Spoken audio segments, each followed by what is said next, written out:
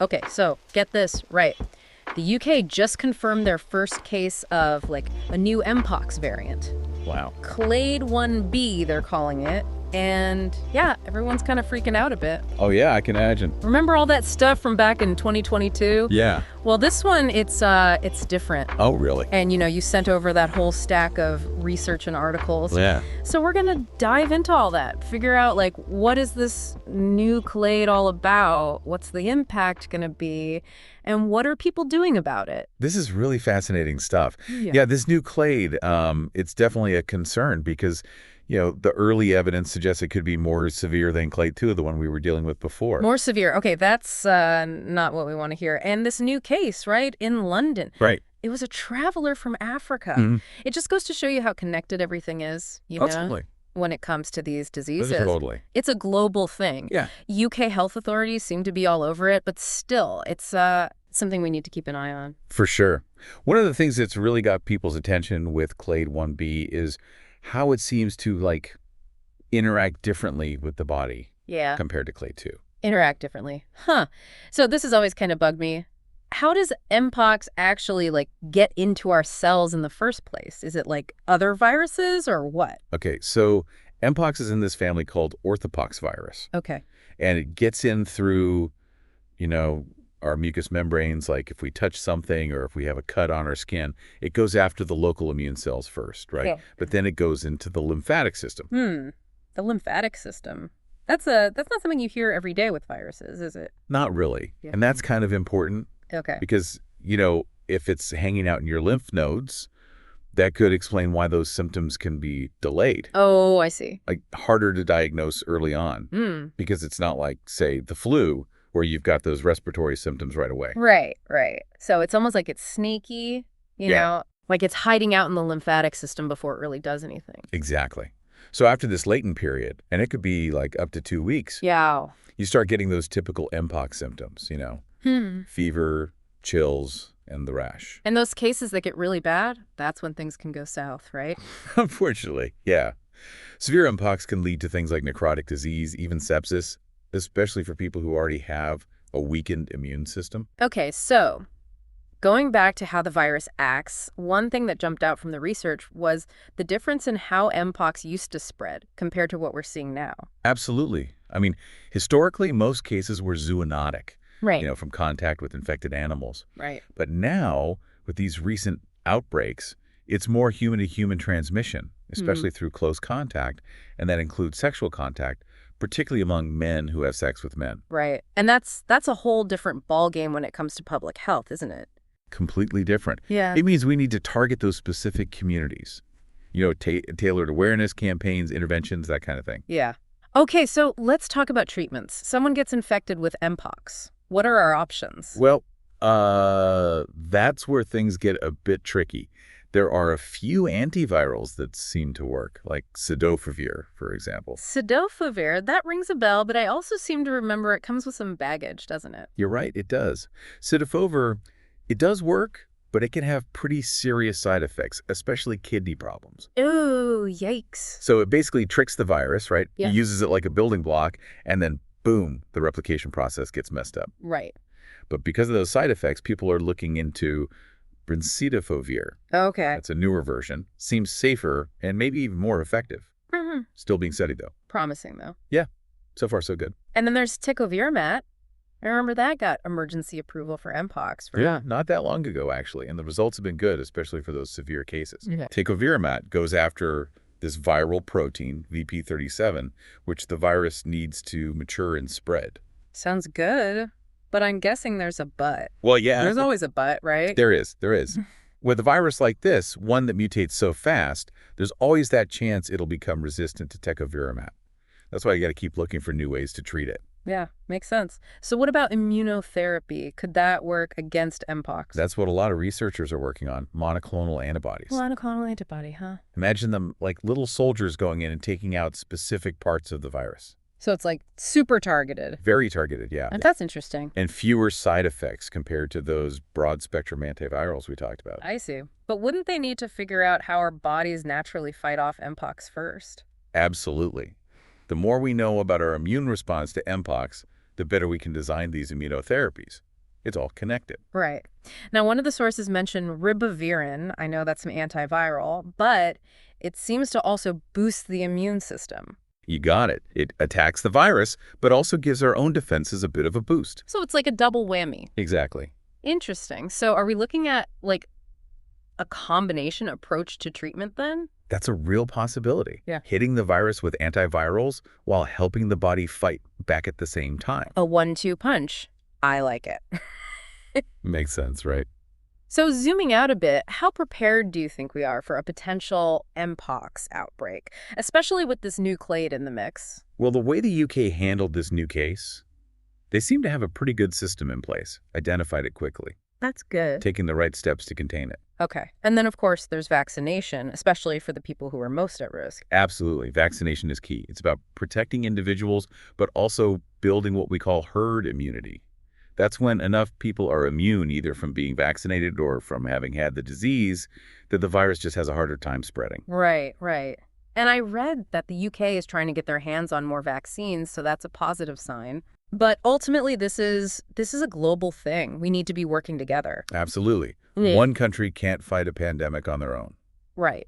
So the sources also pointed out some stuff about kids and teens and how they seem to be more vulnerable to Mpox. Yeah, especially younger kids under 8, they tend to have more complications from Mpox.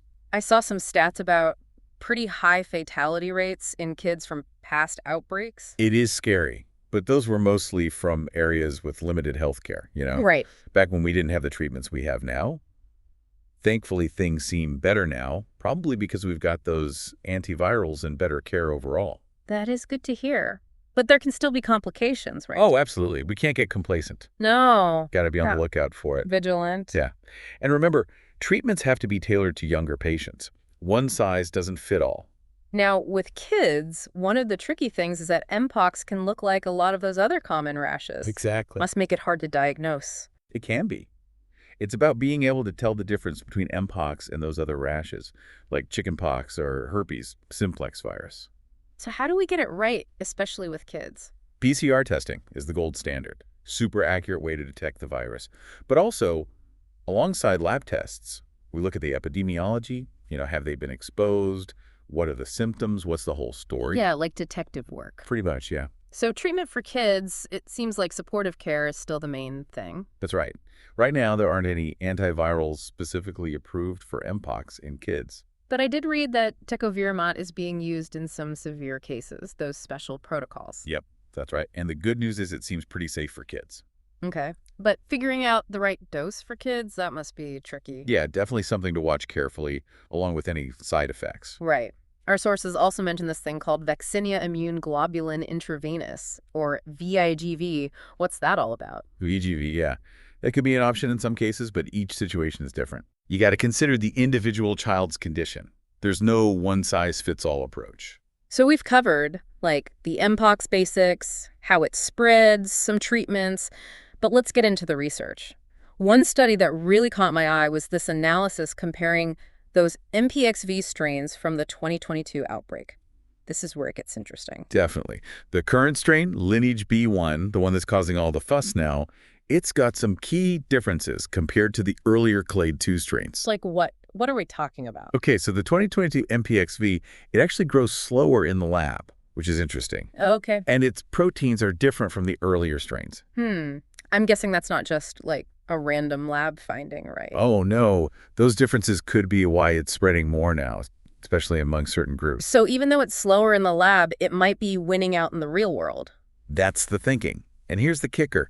This Clade II MPXV, it's got a higher reproduction number than we've seen before. Basically, each infected person is more likely to infect more people. Oh, that's not good. No, it's not. Makes outbreaks way harder to control. So what do we do? Double down on prevention. Oh, okay. Surveillance, contact tracing, vaccination. Got it. And for the researchers, figuring out why this strain is acting differently is going to be huge, right? Absolutely huge. If we know why it's spreading faster, we can create better ways to stop it. It's all about understanding the enemy. Makes sense. Okay, let's talk about drug resistance, something that always comes up with antivirals. Yeah, and in particular, there's this concern about resistance to tecovirimat, one of the main treatments we talked about. Right, and tecovirimat targets that specific protein, VP37, But it doesn't affect the whole viral life cycle, right? That's right. Tecovirimat stops the virus from making a proper envelope which it needs to spread, but it doesn't necessarily kill it off completely. And that's probably why we're seeing those tecovirimat-resistant strains, particularly in patients with weakened immune systems. Exactly. Like people with advanced HIV, for example. Right. And that's scary because they're seeing cases where the infection just keeps going, even with the tecovirimat. Yeah, it's really concerning. We've even had some deaths in severely immunocompromised patients, even with prolonged treatment. Oh, wow. So what can we do about this resistance thing? One idea is to combine tecovirimat with other antivirals that attack the virus in different ways. Right. Think cidofovir, brincidofovir, things like that. They go after the viral DNA polymerase, the thing that makes more copies of the virus. Okay. If you hit it with multiple drugs, it's harder for the virus to develop resistance. A multi-pronged attack. Precisely. Smart. Okay, switching gears again. Let's talk about that research on the structure of the Mpox virus. Okay. That D5 protein, that was fascinating. Oh, yeah, the T5 protein is kind of where structural biology meets drug development, right? It sounds a bit complicated. Yeah. Our sources made it sound like it was a really important part of how the virus replicates. It is. They called it a helicase primus enzyme. What does that even mean? Okay, so basically the D5 protein, it helps the virus make copies of its genetic material and helps it to, like, escape from its protective coating. Let's escape. We call it uncoating. Okay. So it's like the virus's getaway car. I like that analogy. And the really cool thing is scientists have actually been able to see this D5 protein in action. Really? How? They use something called cryo-electron microscopy.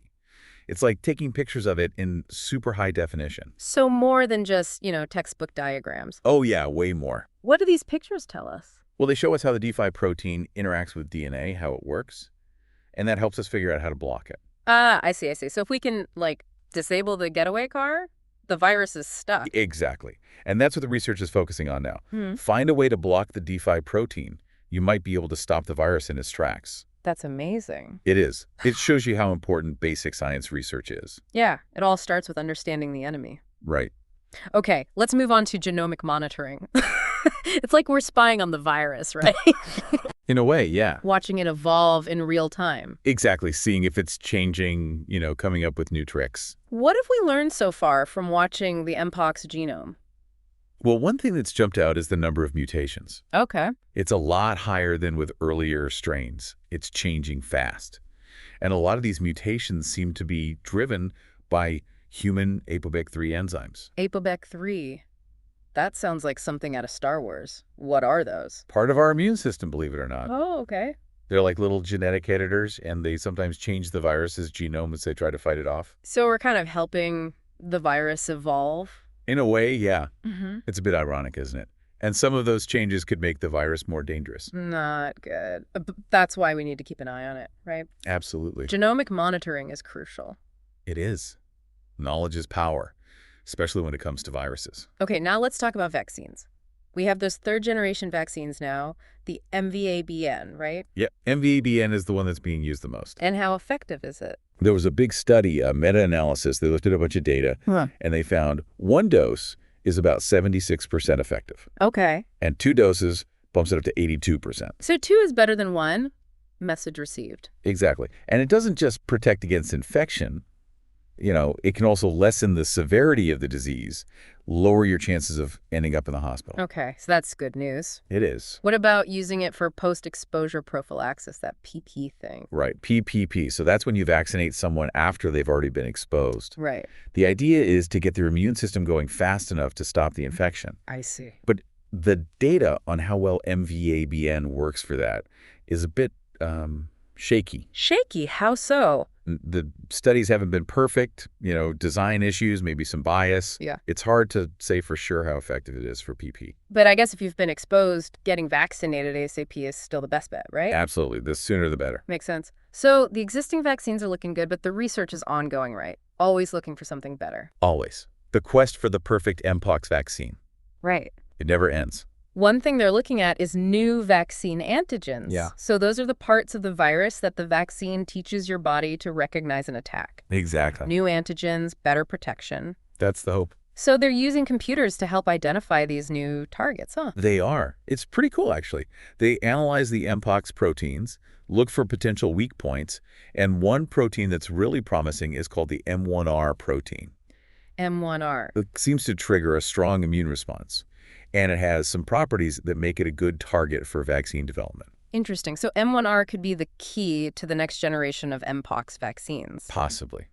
It's definitely a front runner. Exciting. And they're looking at other proteins too, right? Oh, yeah, like A17L, E8L, B6R, all those are on the list. Okay, so it's not just about finding the right antigen. Right. It's also about how you deliver it, the platform. Right, exactly. The platform. That's the technology you use to get the antigen into the body.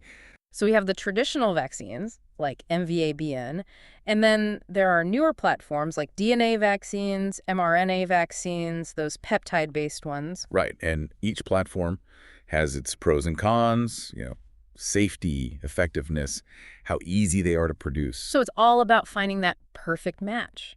The right antigen delivered in the right way. It's exciting stuff. Okay, now alongside all the fancy science stuff, we also found this interesting source, a herbal formula for Mpox. Oh, yeah, I saw that way. It's from a book called The Lost Book of Herbal Remedies by Herbal Bloom.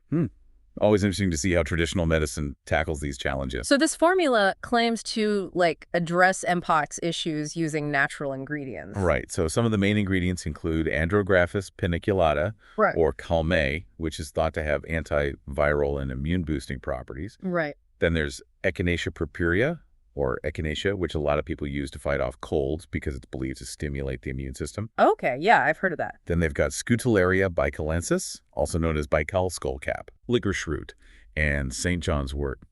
They all have purported benefits, antiviral activity, immune support, anti-inflammatory effects. And they add other stuff too, right? Right. Calendula, green tea, ginger, all to make it even more effective, they claim. It's definitely a different approach, using traditional knowledge and natural remedies. But I guess you have to be careful with herbal stuff, especially with something serious like Mpox. Oh, absolutely. While some herbs might have beneficial effects, we need to see solid scientific evidence before making any claims about their effectiveness against Mpox specifically. And anyone thinking about using this formula, or any herbal remedy for that matter, really needs to talk to their doctor first. Especially if they're already taking medications or have other health problems. Exactly. Herbs can interact with medications, and they could make certain conditions worse. Yes. Safety first, always. I completely agree. And even if your doctor gives you the okay, you want to make sure you're getting good quality herbs from a reliable source, right? Absolutely, yeah. Following the dosage instructions and being aware of any potential side effects. Right. It's all about being informed. Yeah, and paying attention to how your body's reacting. Exactly. If anything feels off, talk to your doctor right away. Absolutely. Well, I think that's a good place to stop for now. We've covered a lot of ground, but there's still more to come. When we get back, we'll dive deeper into how this new Mpox clade might change the game when it comes to public health and research. Before the break, we were talking about how quickly this new strain is mutating. And that brings up a really important point about how the virus actually moves through a population, the epidemiology of it all. Right, the whole detective work of figuring out where and how an outbreak starts and how it's spreading. Exactly, yeah. Like we're trying to predict the virus's next move. Right, and that's got to be super important for public health, right? Absolutely. It's all about understanding those patterns, those transmission patterns, so we can develop effective responses. Know your enemy, right. Exactly. So by analyzing those epidemiological data, we can identify those high-risk groups, those transmission hotspots, and really try to put measures in place to contain the spread. Be proactive rather than reactive. You got it. And that's where strategies like contact tracing and isolation and quarantine measures come into play. And of course, vaccination's got to be a big part of that epidemiological tussle as well, right? It is, yeah. Vaccines not only protect individuals, but they also help to create that herd immunity, which makes it much harder for the virus to spread within a population. Okay, so we've talked about treatment, prevention, the public health stuff, but I've been thinking about, the social and psychological impact of this whole thing. There's got to be a lot of fear, a lot of stigma around this disease. You're right. I mean, infectious diseases, they often come with this heavy social and psychological burden, right? And Mpox, it's no different. And the stigma that comes with it can lead to discrimination, isolation, and even delays in people seeking diagnosis and treatment. They're scared, Yeah. I bet that's especially difficult for men who have sex with men since they've been disproportionately affected by this outbreak. Absolutely. Absolutely. We need to approach this whole thing with compassion and understanding. We need to fight against that misinformation and create a more supportive environment for those affected by this. Right. Education and open communication. Exactly. Yeah. Create a culture where people feel supported, where they can get the information and care they need without judgment. Yeah. We're all in this together, right? We are. We need to remember that. And fighting something like this, it takes a collective effort. Everyone has to play their part to protect themselves and their community. Absolutely. Shared responsibility. Now, one area that's been getting a lot of attention is the potential for Mpox to cause neurological problems. This is an area that we're still learning a lot about. Scientists are working hard to fully understand how Mpox can impact the nervous system. I mean, we know that other viruses can do that, right? Like herpes simplex virus, the one that causes chickenpox and shingles. You're exactly right. And more evidence is suggesting that Mpox might be able to do the same thing. So what kind of problems are we talking about here? We've seen cases of encephalitis, which is inflammation of the brain, and myelitis, which is inflammation of the spinal cord. And those are pretty serious, right? Oh, yeah. They can cause all sorts of problems, seizures, paralysis, cognitive impairment, and in severe cases, yeah, they can be fatal. Wow. So how does it actually get into the nervous system? That's a good question, and we don't have a definitive answer yet. Yeah. There are a couple of theories. One is that the virus travels from the skin lesions, those sores, directly to the nerves nearby. Oh, I see. Another theory is that it goes through the bloodstream and crosses the blood-brain barrier. That's the protective layer that keeps stuff out of the brain. So once it's in the nervous system, it can cause a lot of damage. Unfortunately, yeah. The virus causes inflammation, and that can harm the nerve cells, disrupt how things are supposed to work. So how common are these neurological complications? Do we have a sense of that? It's hard to say for sure because this is a relatively new area of research. Right. But from what we've seen so far, they seem to be fairly rare, thankfully. Only a small percentage of cases develop these kinds of problems. That's good to know, but even if they are rare, they can still be really serious for the people who do get them. Absolutely. Yeah. We have to be aware of these potential complications.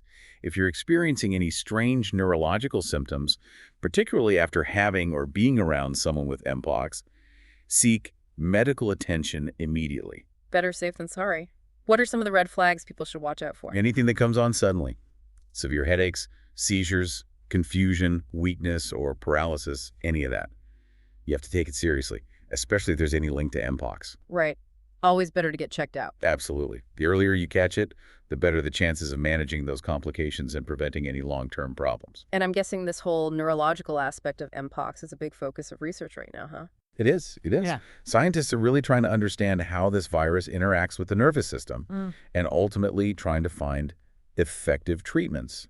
Right. Preventative measures. Yeah. It's like a race against time. We need to know more before it causes more harm. Right. One thing I found really interesting in the research was how Mpox affects mental health, something we don't always talk about. Yeah, the psychological impact of these diseases is often underestimated. It's really a crucial aspect of the overall burden of disease. The fear, the uncertainty, the stigma around Mpox, it can all take a toll on people's mental well-being. I can see that. The thought of a contagious disease that could leave scars, that could potentially be disfiguring, it's got to cause a lot of anxiety, maybe even depression, post-traumatic stress disorder. Absolutely, absolutely. Yeah. And then there's the isolation, the quarantine that's often necessary to control the spread. That just adds to the problem. Yeah, isolation can be really tough. Loneliness, boredom, hopelessness, those are all things that can really hurt someone's mental health. They do. Yeah. And we need to remember that fear and anxiety, they're natural responses to something like this. Right. It's how our brains try to protect us. Right. But when it gets to be too much, when it starts to interfere with your life, that's when you need to seek help. So what can be done to address those mental health concerns? What do you think? Well, first and foremost, we need to recognize that Mpox has a psychological impact. Right. We need to create supportive environments where people feel comfortable talking about what they're going through and where they can seek help without being judged. So access to mental health resources like counseling, therapy, support groups. Right. And we need to fight that stigma. Right. Accurate information, challenging those myths and misinformation.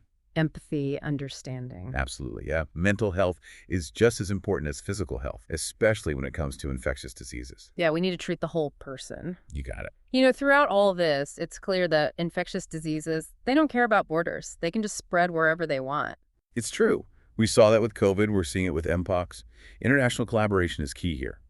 If we want to effectively track, detect, and respond to these outbreaks, we have to work together. Sharing information, resources, expertise. Exactly. We can't do this alone. No. We need to coordinate travel restrictions, quarantine measures. Everyone needs to have access to vaccines and treatment no matter where they live. It really highlights how a problem in one place can become everyone's problem. You're absolutely right. So, research networks, I'm seeing them mentioned a lot in these sources. Yeah, they're really important. They basically act as hubs where researchers from all over the world can connect, share data, share resources, and really try to understand complex issues like Mpox. So they've been crucial to our understanding of this virus so far. Absolutely. They've allowed for all these collaborative studies on genetics, transmission, symptoms, treatment options. Like a global brain trust for Mpox. That's a great way to put it, yeah. Everyone working together. And by sharing their findings, we make sure that scientific progress benefits everyone. It really is global. Science doesn't have borders. It doesn't. And it reminds us that when it comes to these global health challenges, collaboration is key. We can't do this alone. We've touched on this before, but I think it's worth revisiting. Misinformation. It's everywhere, and it's dangerous. It's a real challenge. I know. It can spread just like a virus, Media. and it can be just as harmful, if not more so, especially with social media. Right, it's like wildfire online. All that misinformation makes it hard to know what's true, creates fear, distrust, and it can make it harder to actually control the spread of the disease. Exactly. So we need to make sure that people have access to accurate, reliable information from sources they can trust. Public health agencies, doctors, scientific organizations. Right. Amplify those voices. Right. We need to debunk the myths, address the rumors, correct the false information that's spreading online. It's an uphill battle, but it's got to be done. It does. And the reason it's so important is because when people have accurate information, they can make better decisions for themselves and their communities. Right. Informed decisions. Yeah. It makes society more resilient in the face of these kinds of challenges. Okay, let's talk about research and development and the ethics surrounding it all. Yeah. The moral and ethical considerations of any scientific progress are essential. We're talking about people's lives here, especially when it comes to developing new treatments and vaccines. Right. Doing things the right way. Absolutely. So we need to make sure that research participants are fully informed, that their data is kept private, that the risks are minimized, and that the benefits of the research are shared equitably. Yeah. And those life-saving treatments, they should be available to everyone, no matter where they live or how much money they have. Exactly. Global health equity, that's what we're talking about. Global health equity, I like that. And that requires collaboration between governments, international organizations, pharmaceutical companies, research institutions. Working together for the common good. That's the idea. Science and technology should be used to benefit all of humanity, not just a privileged few. Right, right. Another thing that often gets overlooked is the importance of community engagement when it comes to public health. Oh yeah, super important. Engaging with communities is vital if we want to build trust, understand the local context, and make sure those interventions are actually meeting people's needs. Right, because public health, it's not just about science and medicine, it's about people. Exactly. Real people, real communities. It is. We need to consider their cultures, their beliefs, their concerns. So what does community engagement look like in practice? It means working with community leaders, partnering with local organizations, doing outreach, educating people, and giving community members a voice. Giving them a seat at the table, a Yeah. say in how things are done. Exactly, yeah. And that's especially important when we're trying to reach those vulnerable populations that are most at risk. So it's not just a nice thing to do, it's actually crucial for effective public health. Absolutely. It's about building those relationships, creating that trust, Working together. working together to create a healthier, more resilient society. We've talked about a lot of the traditional approaches, but what about all those new technologies like AI and machine learning? Are those being used in the fight against Mpox? Oh yeah, absolutely. They are incredibly powerful tools for analyzing huge amounts of data, identifying patterns, making predictions that can help us make more informed decisions. And they're already being used for Mpox. Oh yeah, in all sorts of ways.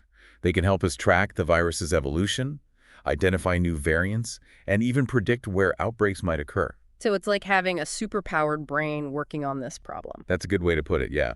And as AI gets more advanced, I think it's going to play an even bigger role in protecting public health. Okay, so let's talk about communication. Communication, yeah, that's absolutely key, right? It's the foundation of everything we do. Building trust, sharing information, getting people to take action. And when you're dealing with infectious diseases, when there's fear and uncertainty, good communication is more important than ever. Absolutely, yeah. We need clear, accurate information that's tailored to the audience and addresses their concerns. Right. And we need to use every tool at our disposal to reach people. Traditional media, social media, events in the community, even word of mouth. Yeah, all of that. It's about meeting people where they are, speaking their language. Right. But it's not just about talking at people, is it? It's also about listening to them, understanding their concerns, and responding to their needs. You got it. It's a two-way street, right? It's about building trust, making sure they have a voice. So communication isn't just a nice thing to have, it's essential. It's the foundation of a strong public health system. Now let's talk about money for a minute, the economic side of things. Right. These kinds of outbreaks can have a huge impact on the economy. Oh, yeah, huge. It can affect local economies, national economies, even the global economy. And Mpox, I mean, that's got to be playing a role too, right? It is, yeah. We're talking about disruptions to trade and travel, reduced productivity, increased healthcare costs, maybe even some instability in the stock market. And the economic consequences, they're often more severe in developing countries. Right. They don't always have the same resources we do. Right. So we need to invest in those public health systems in those countries. Right. The surveillance systems, early detection. Exactly. An ounce of prevention is worth a pound of cure, right? Right. It saves lives and it saves money in the long run. Right. Now, this is something I've been thinking a lot about, this tension between individual rights and public health measures. It's a tricky balance, isn't it? It really is, yeah. It's about trying to protect individual freedoms while also making sure the whole population is safe and healthy. Yeah.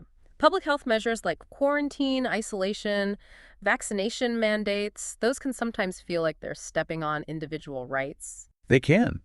And that's why we need to have open and honest conversations about those trade-offs, involve ethicists, legal experts, community representatives in the decision-making process. Right. Respect for individuals, but also concern for the community, finding that middle ground. Exactly.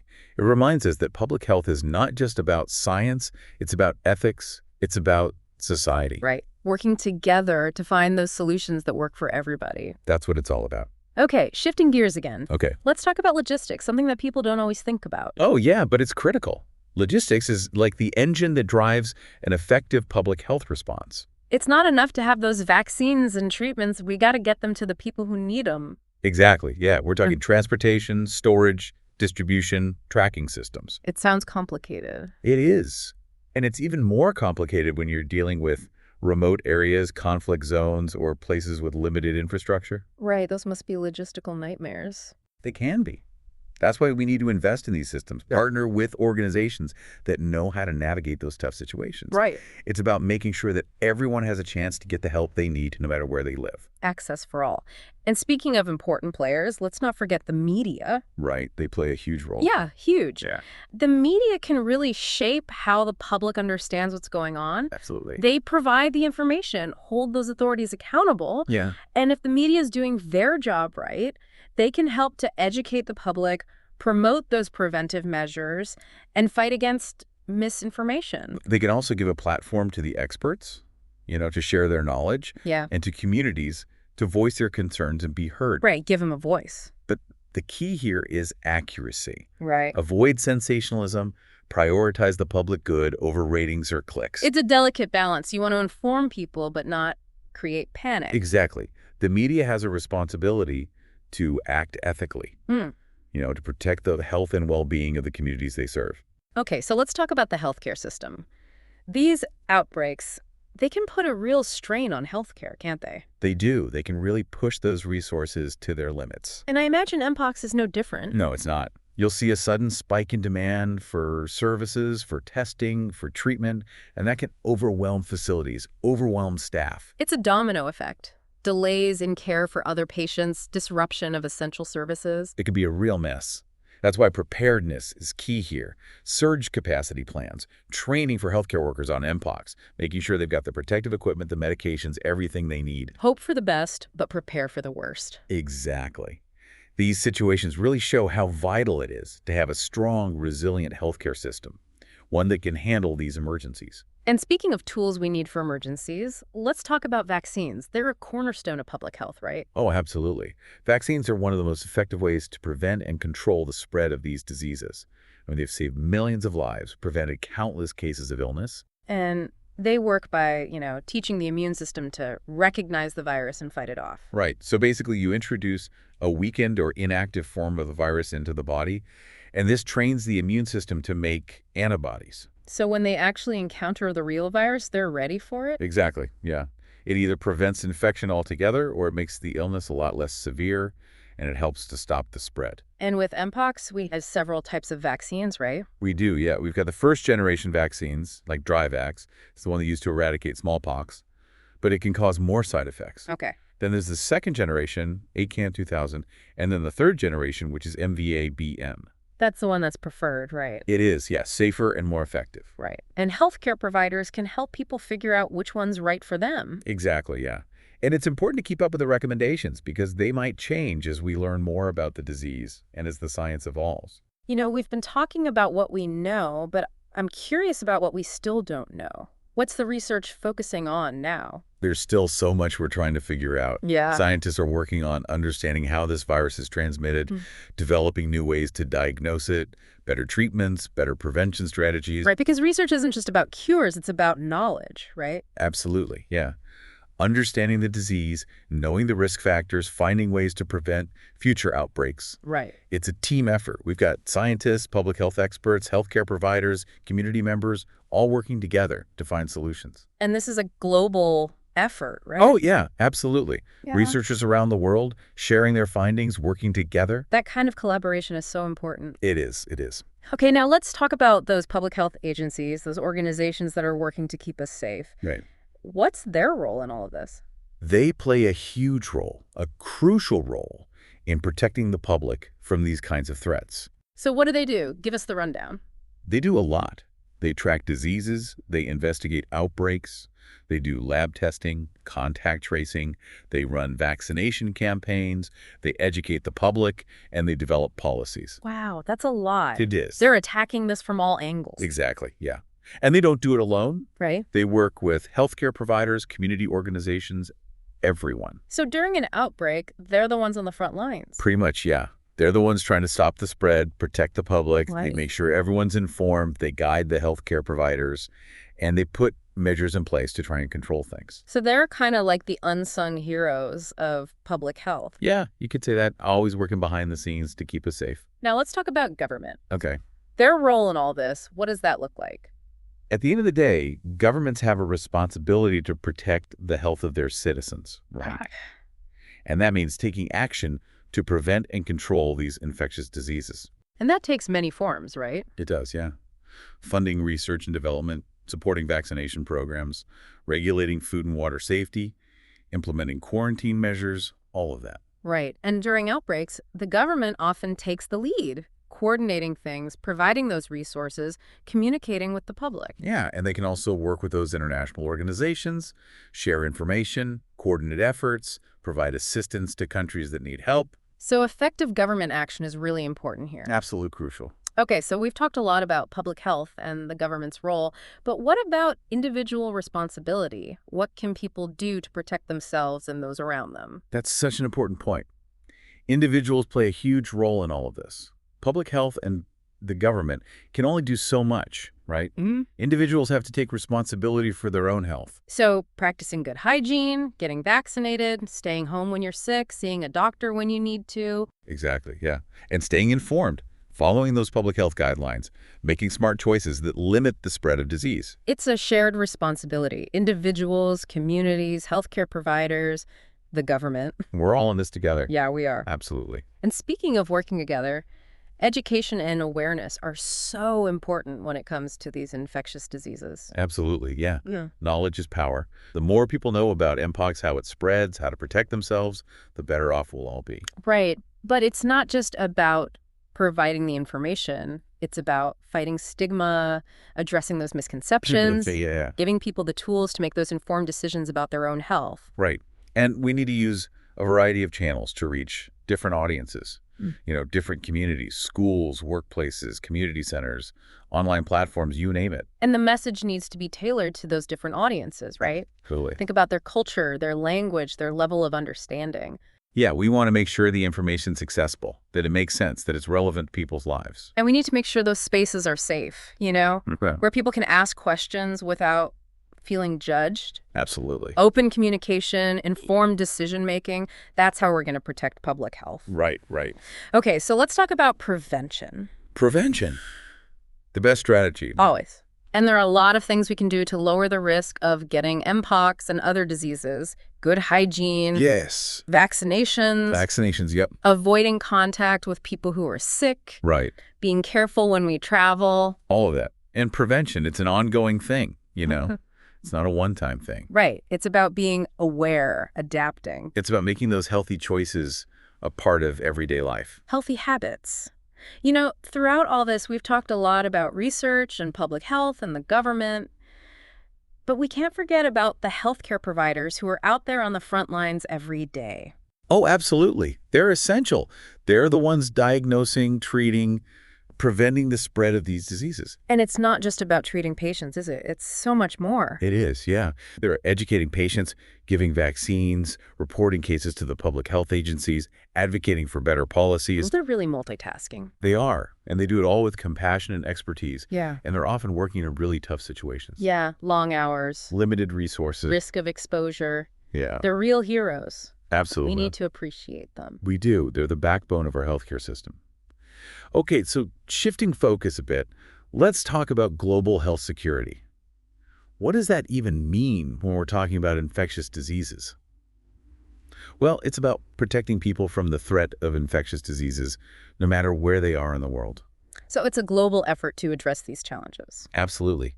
It's about making those healthcare systems stronger, improving disease surveillance, developing new tools and treatments, working together as a global community. Right, because it's like we've been saying, a disease outbreak in one place can quickly become a problem for everyone. Exactly. COVID, Mpox, these are global problems. They are. And investing in global health security, it's not just a nice thing to do. It's a strategic imperative. It's about making the world safer for everyone. And it emphasizes how interconnected we all are, right? It does. Our health, our well-being, it depends on each other. It really does. Okay, so let's talk about research ethics. It's really important to make sure that research is done responsibly. Absolutely. Research ethics are critical. We need to make sure those studies are conducted ethically, that the participants are protected, and that the benefits of the research are shared equitably. Right. And when it comes to these new and emerging diseases, there's always that sense of urgency, right? Like we need to find those solutions now. There is. But we can't let that urgency override those ethical principles. Right. So what are some of the things we need to consider when we're doing this kind of research? Well, informed consent is a big one. Making sure people understand what they're agreeing to. Right. Confidentiality, protecting their privacy, minimizing those risks, making sure that any benefits from the research are accessible to everyone. Right. We need to make sure those treatments and vaccines are available to everyone, not just the wealthy. Exactly. And we need to be mindful of the potential social and economic impacts of research, especially on vulnerable populations. We don't want to create or exacerbate inequalities. So research ethics, it's not just a formality, it's a foundation of good science. It is. It's about doing the right thing. Yeah. Doing research with integrity, with compassion, with a commitment to the greater good. Right. We're seeing technology play a bigger and bigger role in so many areas, and it sounds like disease surveillance and control are no different. Absolutely. Technology is changing the game when it comes to tracking, monitoring, and controlling the spread of these infectious diseases. So we're talking about things like electronic health records, mobile phone apps, genomic sequencing, all of that. All of that, yeah. And those technologies are helping us to gather information more efficiently, identify those outbreaks sooner, track the movement of pathogens, and develop more targeted interventions. It's like we're using technology to stay one step ahead of those outbreaks. Exactly, yeah. Yeah. And as technology advances, it's only going to become more important. Right. Okay, last but not least, let's talk about risk communication. Risk communication, Yeah. yeah, it's about conveying information about those health risks to the public in a way that they can understand. Clearly and accurately. Exactly, yeah. And that's so crucial during these outbreaks because there's so much fear, so much uncertainty. People don't know what to believe. Right. So we need to be empathetic, transparent, and communicate openly and honestly. It's not just about throwing facts and figures at people. It's about connecting with them on a human level. Acknowledging their fears, answering their questions, Yeah. building that trust. Right. Acknowledging their fears, answering their questions, building that trust. Exactly. And we need to use different approaches to reach different people. Traditional media, social media, community forums, even one-on-one conversations, Right. Meeting people where they are, speaking their language. Got it. And it's not a one-time thing. It's an ongoing conversation. We have to keep monitoring, keep evaluating, keep adapting our approach. It's about building relationships, fostering that trust, empowering those communities to be proactive about their health. Exactly. So much of what we've discussed today has focused on the big picture. But let's bring it back to this new Mpox clade, Clade 1b. What happens if it does turn out to cause more severe illness? What might change? That's a great question. And yeah, it's the million-dollar question, isn't it? Yeah. If we see a trend towards more severe cases, it's going to have a big impact on public health strategies and how people make decisions about their own health. What kind of changes are we talking? Well, we might see a bigger push for vaccination, especially for those high-risk groups. Yeah. We might even see those contact tracing and isolation measures get more strict, more aggressive, to try and contain those outbreaks quickly. It's possible, yeah. And this could also lead to more research. Oh, yeah. Right. New treatments, new ways to prevent the disease. And it might even push those healthcare systems to ramp up their preparedness efforts, make sure they have the resources and protocols to deal with a potential surge in cases. Absolutely. Makes sense, right? Yeah. And, I can see individuals starting to take more precautions too. Maybe they'll wear masks in crowded places or think twice about those big social gatherings. I think you're right, and that's why it's so important to stay informed. Keep an eye on those public health guidelines.